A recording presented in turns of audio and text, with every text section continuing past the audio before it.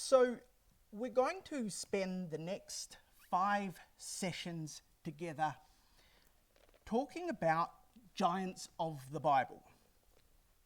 And I imagine, I could be wrong, but I imagine that some of you may have thought when you saw the program for the week, why giants? That there are so many other worthy subjects that we could have considered, so many other options on the table, and you chose giants. And then perhaps there's some of you who are already a little bit excited about the subject. After all, ever since we were kids, we've known that any story that involved giants was going to be a good one. Maybe you, like me, can still remember doing David and Goliath at Sunday school as children, and afterwards you'd race outside to swing slings and to slay giants. Or maybe you can remember that feeling of the frisson of fear the first time you heard Jack and the Beanstalk being told, and lying in bed that night wondering if maybe, just maybe, giants were real, and maybe that was what was making that terrifying creaking sound just down the hall outside. Because as children, giants were scary, right? Giants, they were the stuff of nightmares. Terrible creatures who lurked in our dark, coming out to invade our dreams, standing there, the cast of our night terrors, along with the monsters under the bed and the night wolves. And well, a little while back, Cyrus, my middle son, his dreams often seemed to feature a particularly scary dog with a very, very threatening hat. And so when we were young, giants were scary. But then we grew up, didn't we? And under the scrutiny of adult eyes, these giants and these terrors, they faded and they shrunk, and eventually they were put away in the toy box of childhood and childish memories.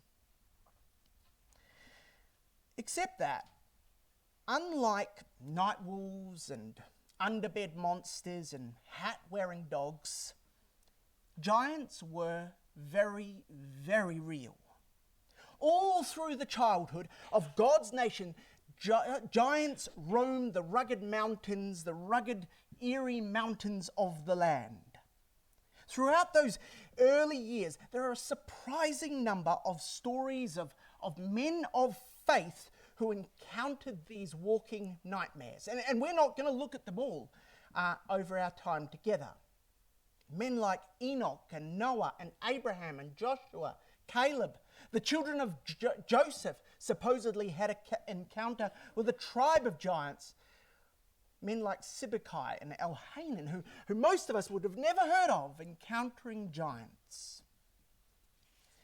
Giants were very much a feature.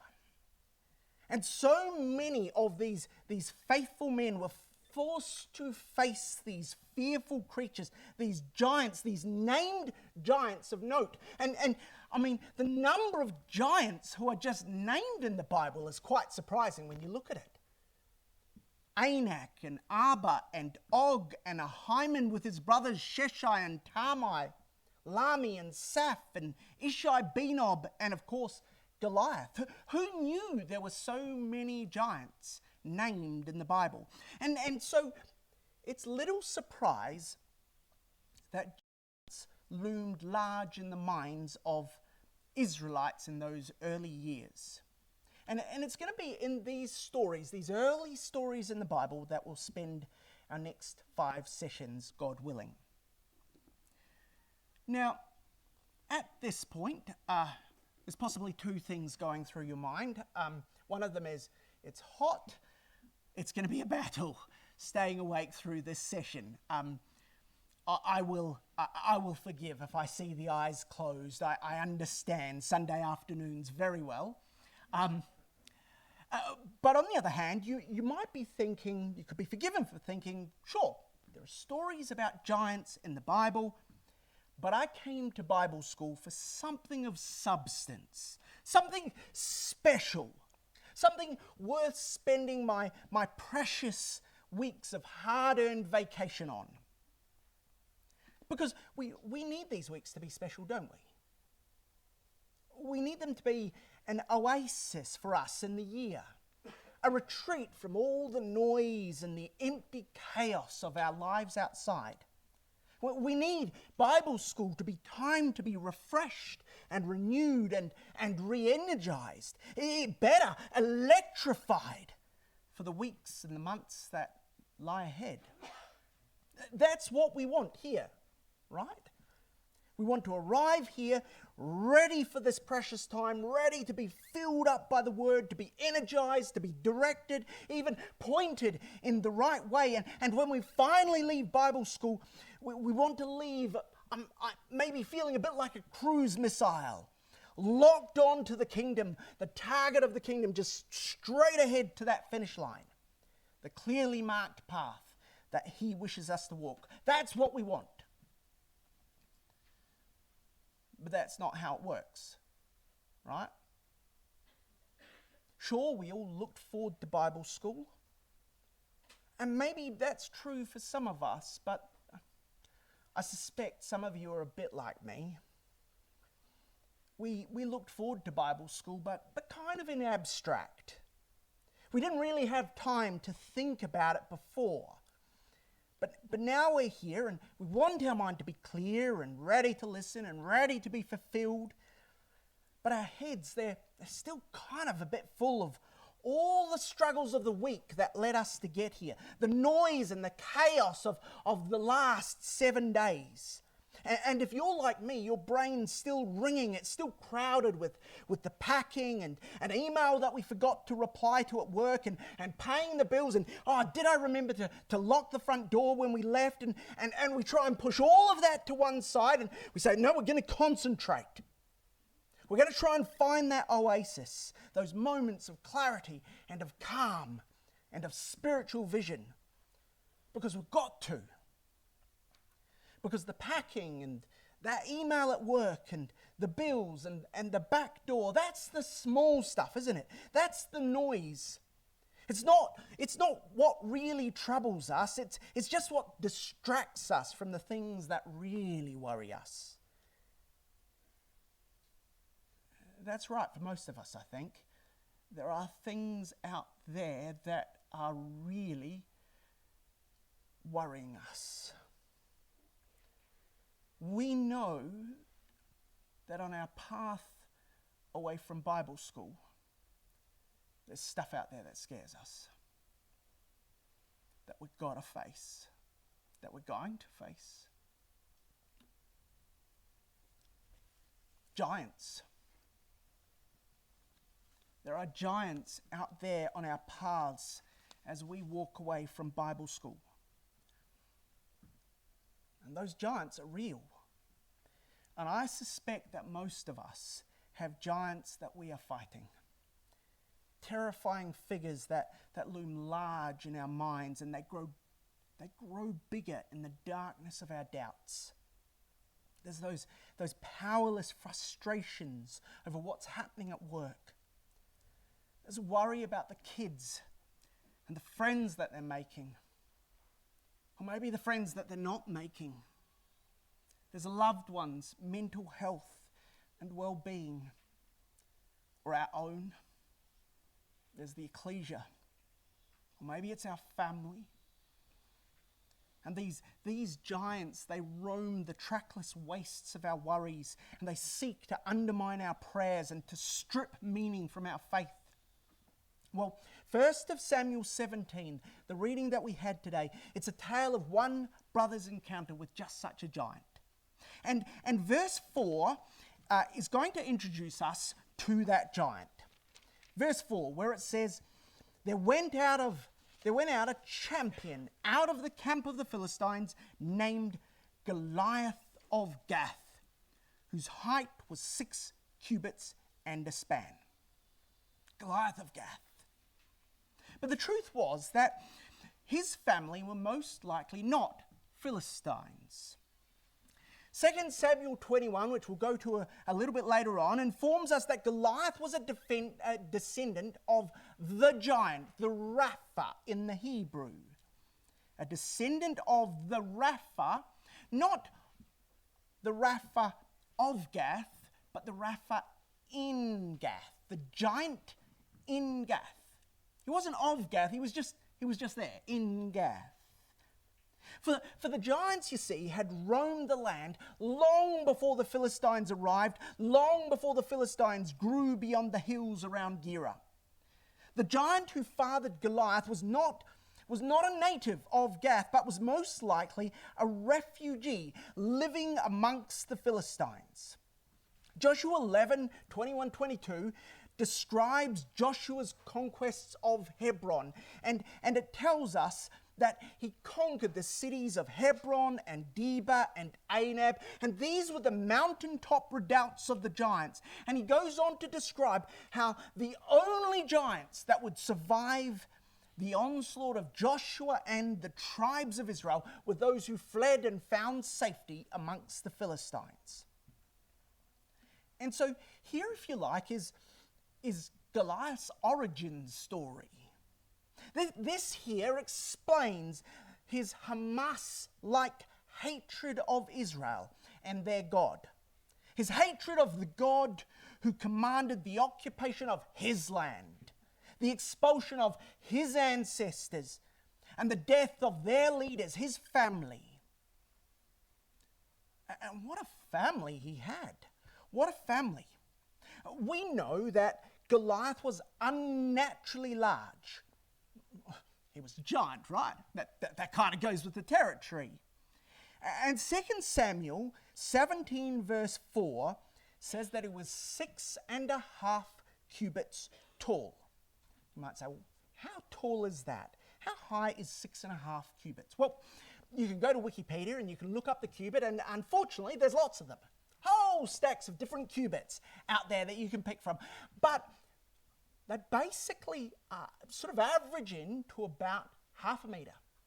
I don't know what that is in imperial, if any of you think in imperial, but 500 millimetres, give or take, is pretty much where it lands, which means that Goliath at 6.5 cubits tall would have been about 10.5 feet tall. Now, some of you will be saying, well, how high is 10.5 feet? Now, I don't know if you can see, but there's a green marker up there. Can you see the green line on that pole? Here's a Dan Jolly for scale. That's tall, right? Incredibly tall. But that wasn't all. He was tall, but with that, he was also horrifyingly strong. And look at what it says in verse 5. Towards the end of the verse, it talks about his coat, and it says the weight of his coat was 5,000 shekels of brass. He had a 5,000 shekel coat.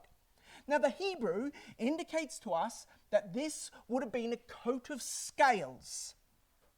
Now, obviously, when you see that, you immediately realise that this was no quick-dry, lightweight, athleisure fitness wear for the high-performance Philistine warrior. This was heavy-duty armour, and Goliath's armour weighed 73 kilograms. Once again, as it happens, I weigh 73 kilograms. He was wearing me into armour, into battle, as his armour. Imagine carrying that into battle and thinking, yep, I'm going to be lightweight, I'm going to be limber, I'm going to be able to handle this. Frighteningly strong. But together with that height and that strength came issues. His family, they had quirks. We learn a little bit later on that he had a brother with extra digits, a giant with 6 fingers on each hand and 6 toes per foot, a condition called polydactylism. And a little bit earlier, in Deuteronomy, Moses mentions for us another group of giants called the Avim. Now, the Avim, intriguingly, lived in the Philistine territory long before. And while they were no direct relatives of Goliath, this people's name hints to us at the genetic baggage that came with giantism. Because the word Avim comes from a root meaning of twisted, of crooked, of hunched. Dispossessed, genetically flawed, isolated. And it's possible that Goliath's own name captures this history of wrongness and of brokenness and of loss. For his name means to be stripped, bare, like an exile, like a refugee. No wonder this man was bitter. No wonder he hated Israel and their God. And in verse 1, we're provided very specific details of where this confrontation occurred. It occurred in a place called Ephes Dammim, the boundary of blood, in the valley of Elah. Now, I'm going to try and orient us. I had some real difficulty getting the maps to work nicely for this, but this is a map of Israel that I imagine we're relatively familiar with. And I'm going to turn it on its side just to sort of get a bit more perspective on where we're going. So we've now rotated that map roughly on our side. You can see Jerusalem at the bottom and the Mediterranean at the top.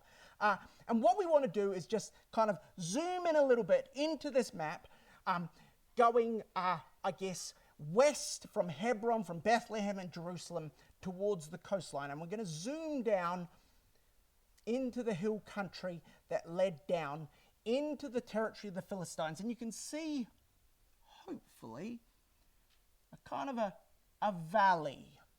There's a broad, open valley there. And we've reason to believe that within this valley, the Philistines in red would have been along the southern and the western ridges there, while the Israelites were along the northern side of the hill there. And between them, an open valley. The valley of Elah. A valley that runs west from below the height of Hebron and widens here out into a wide, open, flat-bottomed valley, which we have reason to believe had a narrow gorge or riverbed running down its middle, the perfect theatre for battle. And we're told that the Philistines chose a kind of unusual strategy. This was a strategy that, as far as we know, was completely foreign to the Middle East. In fact, it won't crop up in any country's literature for another 500 years. It's a unique strategy. They chose to send out a champion to settle the battle in one-on-one combat, winner takes all. In fact, in verse 4 there, where it talks about Goliath, it uses that word champion. And that word champion in the Hebrew captures just this idea, because it means a middleman. The man between two, if you want to be strictly literal. The man between two, that is, between two camps. Because this conflict was going to be negotiated by two champions. Two men outside of their own camps, alone in the middle. And we realize when we read verse 16 that for 40 days Goliath came out and extended his challenge. A little bit over a month, Goliath would come out and extend his challenge. The Philistine drew near morning and evening and presented himself for 40 days. He would march down from the Philistine encampment that curved around the hills behind him, down to the valley's floor with the dawn and with each dusk. And there at the base of that valley, he would roar out his challenge, and it would echo down the valley in the silence that was just after dawn and just before dusk. And during those 40 days, David wasn't there. David was busy. It appears he was shuttling to and from the Israelite camp, going to and from Bethlehem, down to the camp, keeping his brethren well supplied in sandwiches and clean laundry, one assumes. Because verse 15 says as much. It says that David went and returned. Young's Literal said he was going and returning. Rotherham says he kept on going and returning from Saul. Back and forth each day, bringing supplies to his brethren. But after 40 days, something changes. After 40 days of relentless psychological siege, Goliath changes his pattern. Verse 23, as David talked with his brothers, behold, there came up the champion, the Philistine of Gath, Goliath by name, out of the armies of the Philistines, and spake according to the same words, and David heard them. This time it's different. For Goliath screamed his challenge, not at dawn or at dusk, times when David would have been just leaving or just getting back from Bethlehem. It was roughly a 6 and a bit hour journey by foot. You do the maths. He would have never been there prior to this point at dawn or at dusk if he was going to get there in time. But now it's different. David is in the camp for the first time to witness for himself this challenge. And presumably that means this challenge is cried out around midday. And not only did Goliath change the time of his challenge, but you'll note he did something different. It said in verse 23 that he came up. Instead of loitering with menace at the valley floor, on this particular day, Goliath started climbing up towards Saul's camp. No wonder, verse 24, all the men of Israel, when they saw the man, fled from him and were sore afraid. They've been seeing him for 40 days, but this is completely different. For 40 days, he's been down there in the valley floor, but now he's coming up. And it says that they fled. The Hebrew here is quite evocative. It means to flit away, to vanish, as it were. It's not describing the act of bolting, of running away, so much as making oneself very scarce, if you see what I'm saying. And you can almost imagine as Goliath's vast form sprinted up the hillside towards them, an entire encampment making themselves try to blend into their surroundings as much as they can. You know, you can see it. Shh, I'm a palm tree. You know, and here comes Goliath. And so for the very first time, this young man, destined to fight in history's most famous one-on-one battle, sees the giant for himself. For 40 days, he's always just missed him. He's only heard the tone of dread in his brothers' shaking voices. But now, as the giant charges up towards the center of the camp and towards Saul of Benjamin's penitent tent, way out there on the flank in the cheap seats amongst the conscripts from Judah, David sees. And I think we can follow David's chain of thought as he sees this man.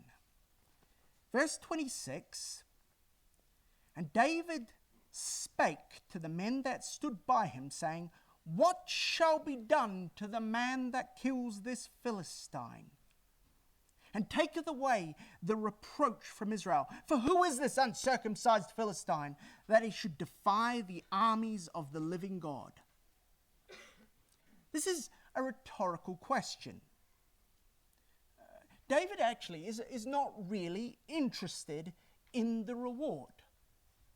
And the reason for this in part is because David already knows by this point in time that he will be the king one day. God has already told him that.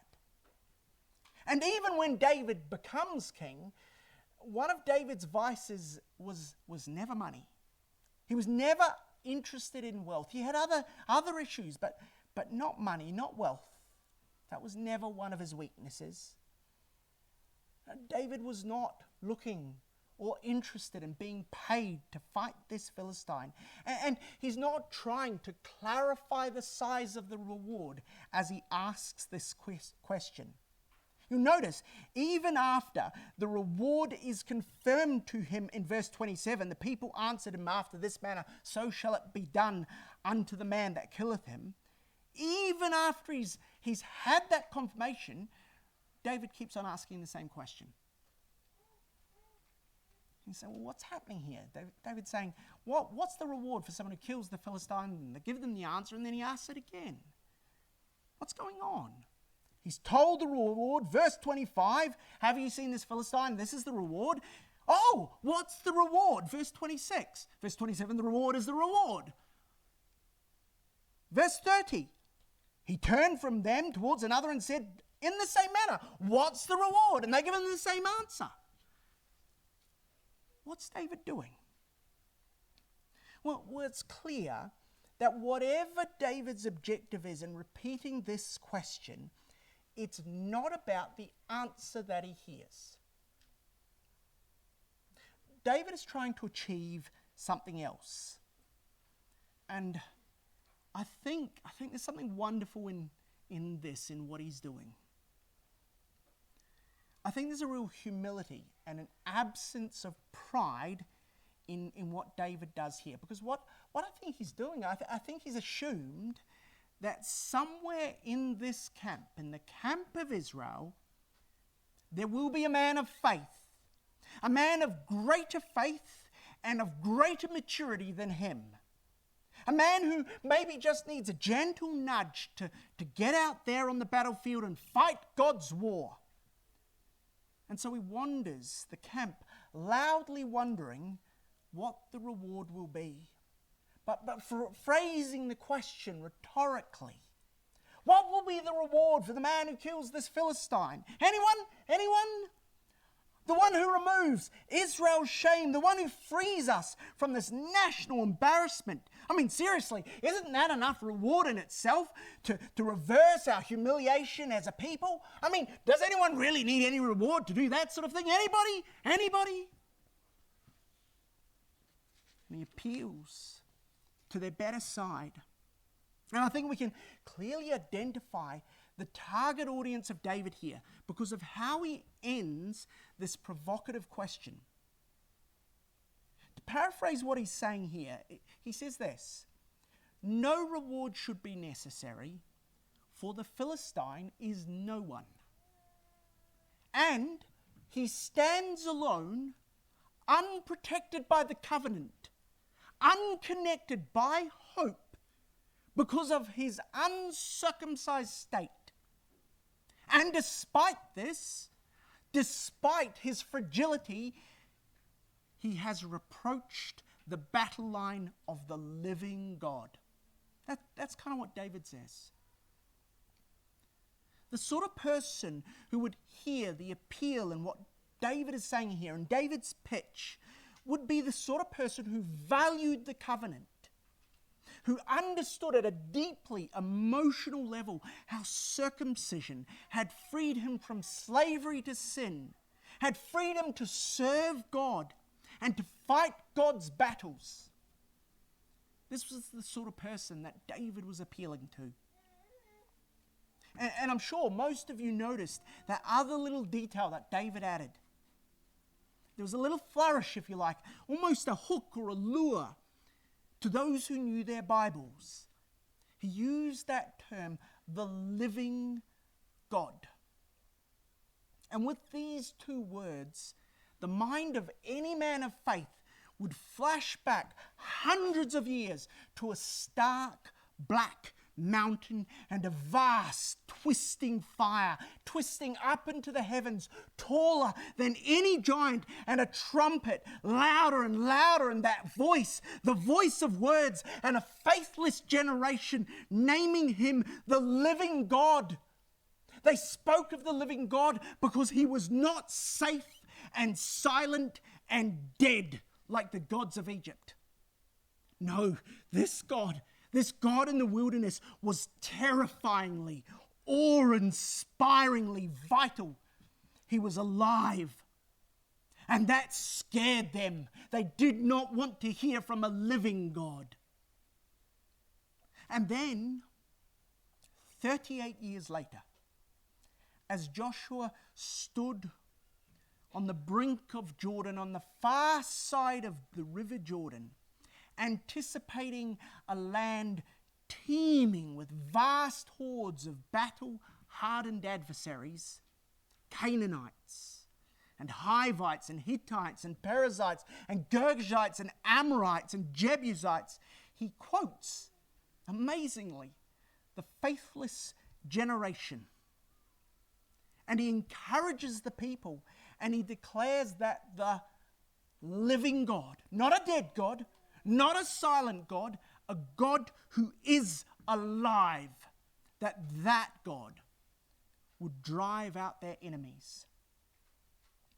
The living God who smashed Jericho, who stopped the sun in the day of battle, who made Samson strong and Deborah wise, a God alive, the God who is the source of life itself, the intrinsic essence, the fire fueling the whole universe of life, that God. And David used his name. And David did this not because he was a coward.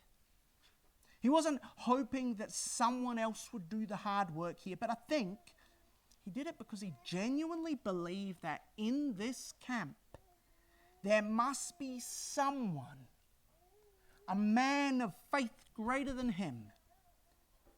And so he wanders the camp, saying the same rhetorical question over and over and over, as it gradually dawned on him that the other man between camps, would have to be him.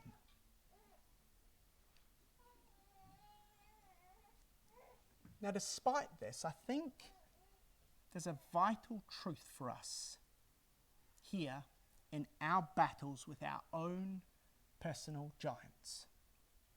And it's this: we are rarely completely alone.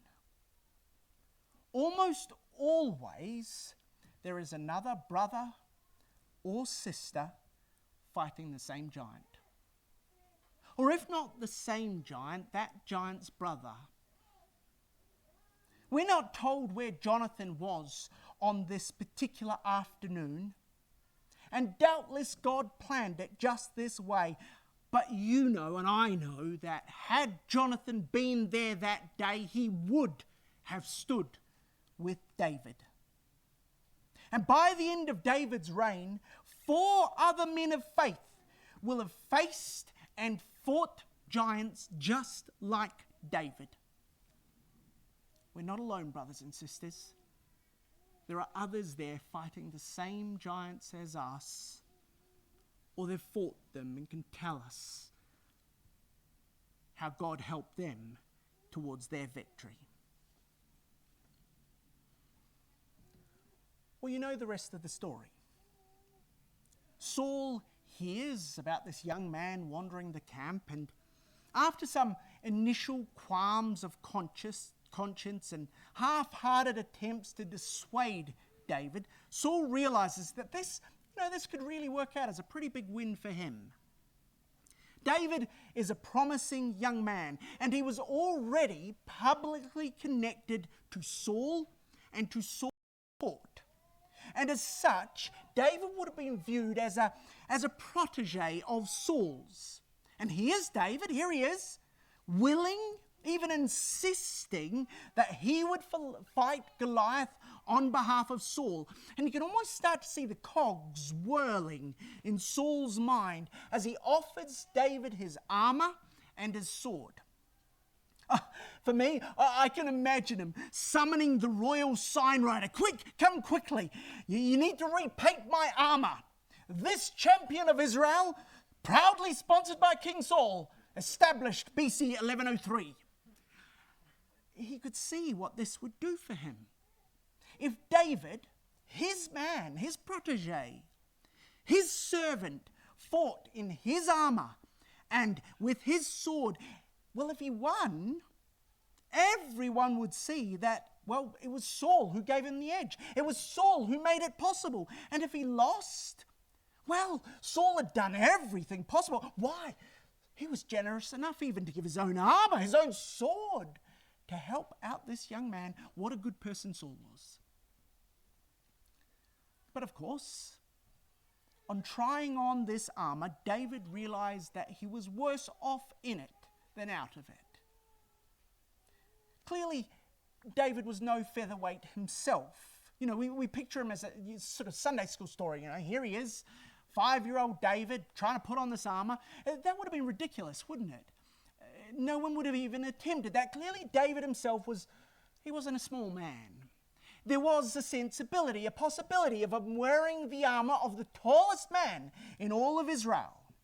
This was in the realms of sensibility to wear that armor. But instead, David chose to battle in the lightest of possible armor, armed not with steel, but of course with faith. And so he descends the slope down to the wide valley floor, and he finds that creek bed, that ravine, cutting through the valley.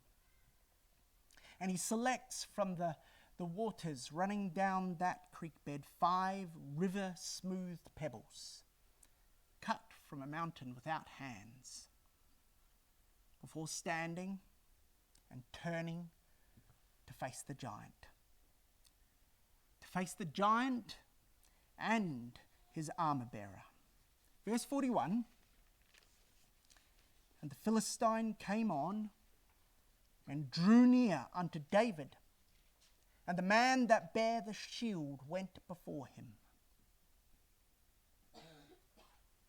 Here we go. The battle is about to be joined. They're close enough now for each adversary to be able to closely inspect his opponent. And when Goliath saw David's weaponry, a staff such as one would use to guide a sheep or to urge on an unwilling ass, and a leather sling, he was enraged. He saw in this choice of Israel's champion a deliberate insult. Verse 43, am I a dog that you come to me with staves? And the Philistine cursed David by his God. Not Saul's gods, his God. He swore at David in the name of Yahweh. Well, what happened next is one of the most famous events of all time.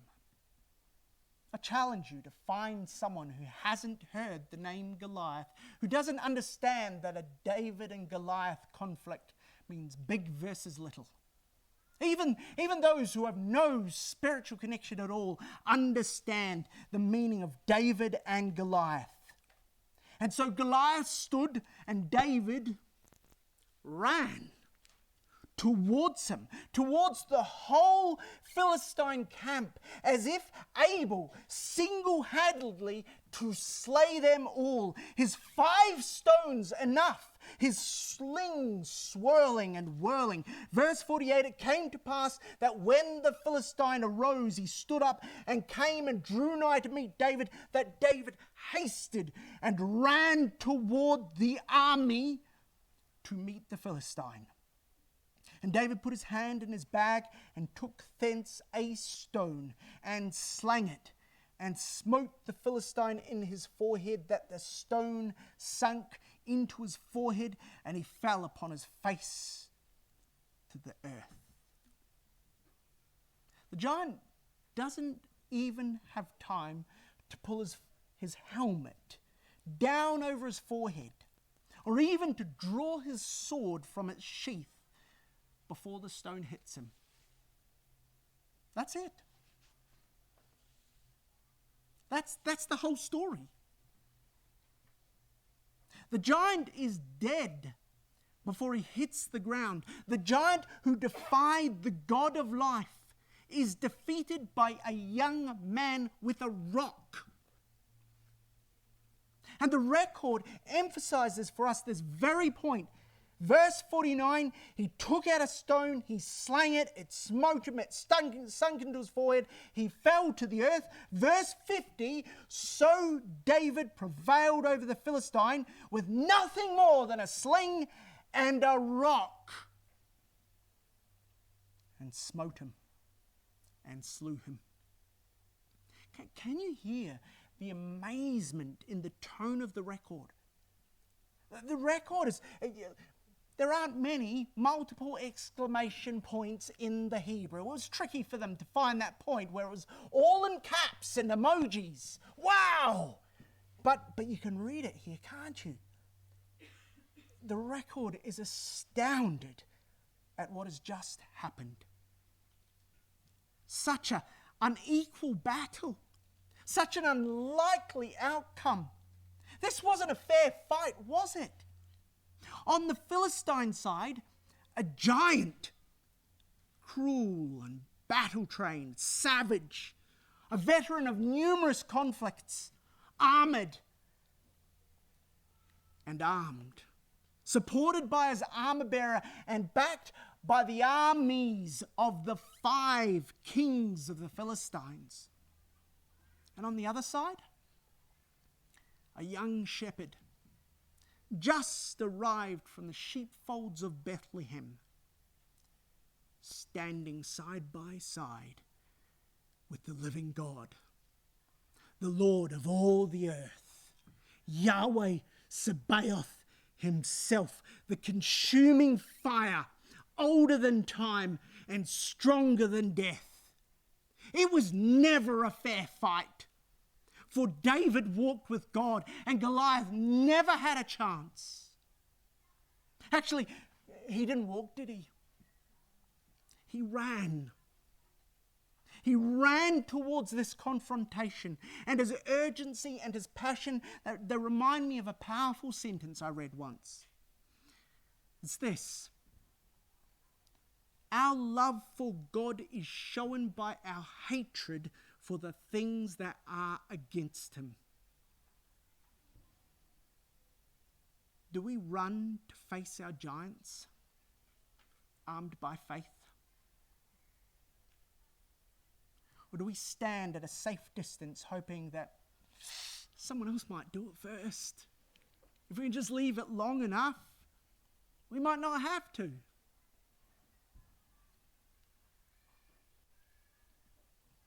We started by saying that giants were scary. And in most of the records of encounters with giants, fear is a very big part of the story.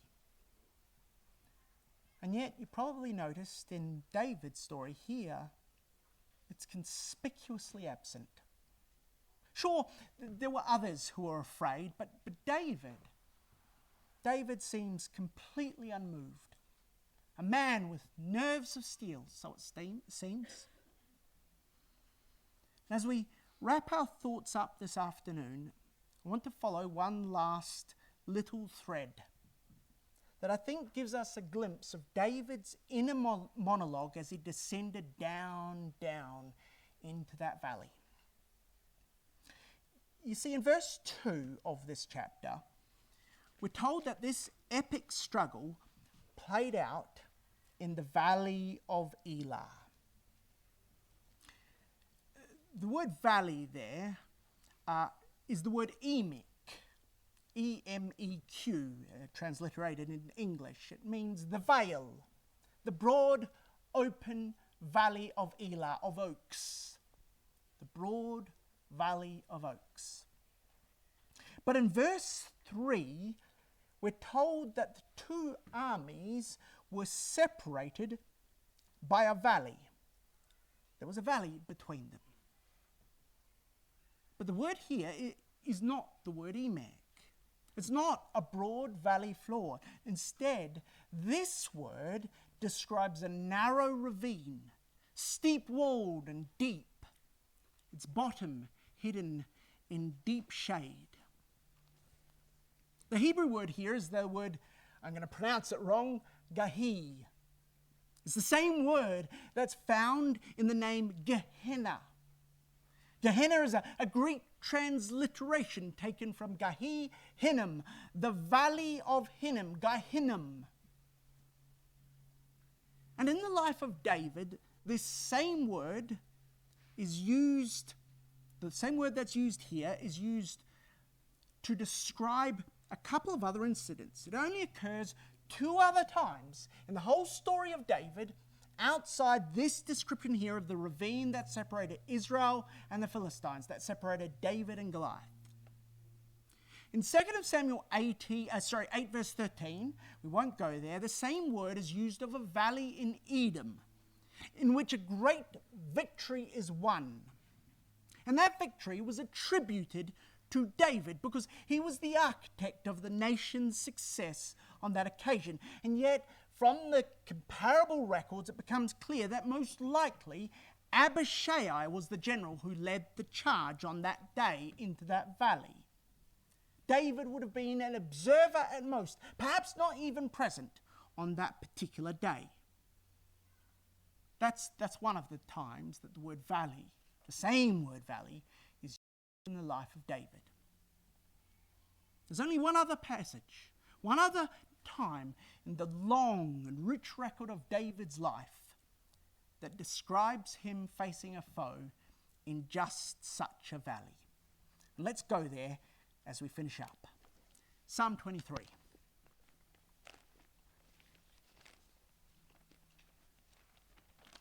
I guess I should be more polite about these things. I'm used to sort of the Australian way. I command you to go to Psalm 23. Would you be so kind as to follow me, brothers and sisters, at your leisure to the 23rd Psalm? Psalm 23, and we know this psalm. It's a lovely psalm. We sing it so often. Psalm 23 and verse 4. Yea, though I walk through the valley, same word, of the shadow of death, I will fear no evil, for you are with me. Your rod, your staff, they comfort me. Over David's long and turbulent career, over the many challenges that David faced and the wars that he fought, there is only once in that story that he walked in a ravine that he might call the valley of the shadow of death. And in this psalm, I think we can hear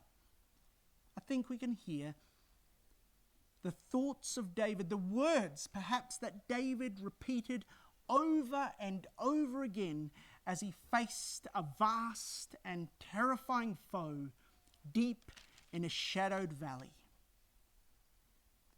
As he walked down into that valley, I'm sure he said over and over and over and over and over again, I will fear no evil, for you are with me. I will fear no evil, for you are with me. I will fear no evil, for you are with me. As well he might, for the phrase, the shadow of death, speaks of an irresistible sense of impending doom. It's used in Job of the thick blackness at the bottom of a mine shaft. It's used in Amos of the absolute impenetrable dark prior to the creation. And I'm reminded of another who said of his foes in a valley one bleak spring night, this is your hour and the power of darkness. David was no more immune to fear than you are or I am. As he began to climb down into that valley, he felt the darkest of foreboding and an unshakable sense of dread. Every fibre of his mind shrieking out that in facing this giant, he had made a terrible, terrible mistake. But he hadn't, for God was with him. No evil was worthy of his fear. And God is with you, brother. And he's with you, sister, when you too brave your personal giants in the company of the living God.